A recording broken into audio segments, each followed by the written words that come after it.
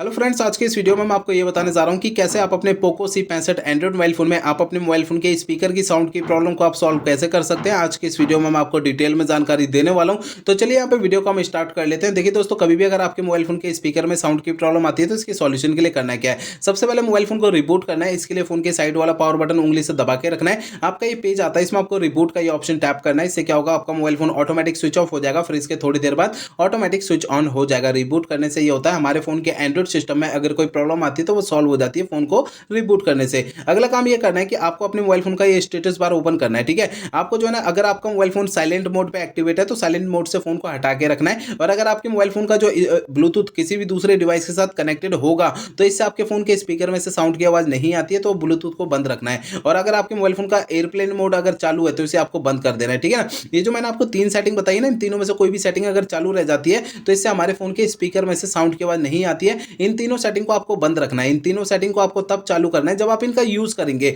बाकी समय इन्हें है ना बंद करके रखना है, ठीक है।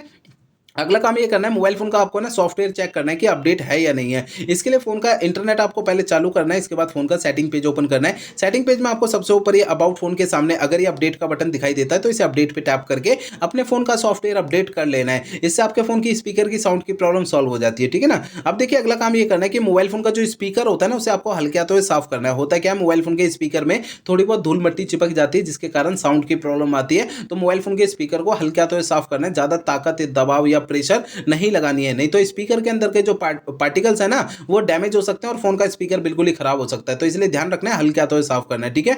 अगला काम ये करना है कि आपको अपने मोबाइल फोन को ना रीसेट करना है। देखिए दोस्तों, मोबाइल फोन को रीसेट आपको तब करना है जब मेरे बताए हुए पिछले प्रोसेस कोई भी काम नहीं करते हैं, तब आपको फोन को रीसेट करना है। अदरवाइज फोन को रीसेट नहीं करना है। फोन को रीसेट करने के लिए फोन का सेटिंग पेज ओपन करिए। सबसे ऊपर सर्च सेटिंग का ये ऑप्शन टैप करना है। यहाँ पर सबसे ऊपर सर्च बार में रीसेट आपको लिखना है, ठीक है ना। तो आपको नीचे की साइड ना थोड़ी देर में फैक्ट्री रीसेट का एक ऑप्शन शो होता है, ये वाला फैक्ट्री रीसेट पे आपको टैप करना है।